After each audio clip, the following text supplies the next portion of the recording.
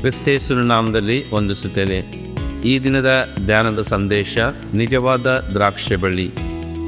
ಯೋಹನ್ನ ಬರೆದ ಸುವಾರ್ತೆ 15:1 ನೋಡುತ್ತೇವೆ. ದ್ರಾಕ್ಷೆ ಬಳ್ಳಿಯ ಗ್ರೀಕ್ ಅರ್ಥ ಅಪೊಲೋಸ್. ಯೋಹಾನನು ಇದನ್ನು ಯೇಸುವಿಗೆ ರೂಪಕವಾಗಿ ಉಪಯೋಗಿಸಿದ್ದಾನೆ. ಎರಡನೇದಾಗಿ ನಿಜವಾದ ಎಂಬ ಪದದ ಗ್ರೀಕ್ ಅರ್ಥ ಅಲೆಥೆನಿ. ನಾನೇ ನಿಜವಾದ ದ್ರಾಕ್ಷೆ ಬಳ್ಳಿ ಎನ್ನುವುದು ತಂದೆ, ಮಗ ಮತ್ತು ವಿಶ್ವಾಸಿಗಳ ನಡುವೆ ಇರುವ ಆತ್ಮಿಕ ಸಂಬಂಧವನ್ನು ಪ್ರಕಟಿಸುತ್ತದೆ. ಯೋಹಾನ 15:1 ತ್ರೈಕತ್ವ ಮತ್ತು ಆರಾಧಕರ ನಡುವೆ ಇರುವ ಫಲಭರಿತವಾದ ಬಾಂಧವ್ಯವನ್ನು ಪ್ರಕಟಿಸುತ್ತದೆ. ದ್ರಾಕ್ಷೆ ಬಳ್ಳಿ ದೇವರ ಪ್ರೀತಿಯನ್ನು ಪ್ರತಿನಿಧಿಸುತ್ತದೆ, ಯಾಕೆಂದರೆ ತಂದೆಯಾದ ದೇವರು ಇಡೀ ಲೋಕವು ದೇವರ ಪ್ರೀತಿಯನ್ನು ತಿಳಿಯಬೇಕೆಂದು ಬಯಸುತ್ತಾನೆ.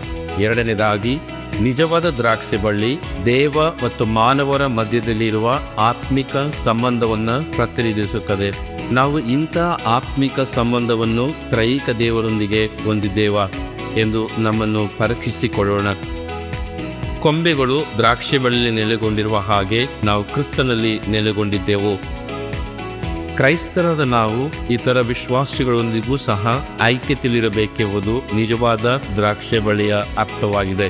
ನಾವು ಕ್ರಿಸ್ತನಲ್ಲಿ ನೆಲೆಗೊಂಡಿರುವುದಾದರೆ ದೇವರಿಗೆ ಫಲ ಕೊಡುವ ಕೊಂಬೆಗಳಾಗಿರುತ್ತೇವೆ ಹಾಗೂ ಇತರರನ್ನು ಕೂಡ ದೇವರ ಹೆಸರಲ್ಲಿ ಪ್ರೀತಿಸುವವರಾಗಿರುತ್ತೇವೆ. ದೇವರು ತೋಟಗಾರನು, ಕ್ರಿಸ್ತನು ದ್ರಾಕ್ಷೆ ಬಳ್ಳಿ, ನಾವು ಕೊಂಬೆಗಳಾಗಿದ್ದೆವು. ಆದ್ದರಿಂದ ಪ್ರೀತಿಯುಳ್ಳ ದೇವಜನರೇ, ದೇವರು ನಮ್ಮನ್ನು ಹೀಗೆ ಪ್ರೀತಿಸಿದ ಮೇಲೆ ನಾವು ಒಬ್ಬರನ್ನೊಬ್ಬರು ಪ್ರೀತಿಸುವ ಹಂಗಿರಲಿದ್ದೇವೆ.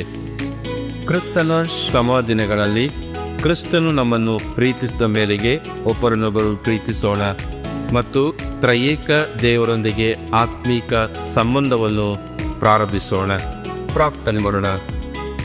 ನಮ್ಮ ಪರಲೋಕದ ತಂದೆಯಾದ ದೇವರೇ, ನಿನ್ನೊಂದಿಗೆ ಮತ್ತು ಮಗನೊಂದಿಗೂ ಮತ್ತು ಪವಿತ್ರಾತ್ಮನೊಂದಿಗೆ ಅನ್ಯೋನ್ಯತೆಯನ್ನು ಹೊಂದಲು ಸಹಾಯ ಮಾಡೋದಕ್ಕಾಗಿ ಸ್ತೋತ್ರ. ಈ ಸಮಯದಲ್ಲಿ ಕ್ರಿಸ್ತನೊಂದಿಗೆ ಮತ್ತು ದೇವರೊಂದಿಗೆ ಐಕ್ಯತೆಯಿಂದಿರಲು ನಮ್ಮೆಲ್ಲರಿಗೂ ಬಲವನ್ನು ಕೊಡೆಂದು ಪ್ರಾರ್ಥಿಸುತ್ತೇವೆ. ಈ ನಮ್ಮ ಪ್ರಾರ್ಥನೆ ಕೇಳಿದಾಗಿ ಸ್ತೋತ್ರ. ಯೇಸುವಿನ ನಾಮದಲ್ಲಿ ಪ್ರಾರ್ಥಿಸುತ್ತೇವೆ. ಆಮೆನ್.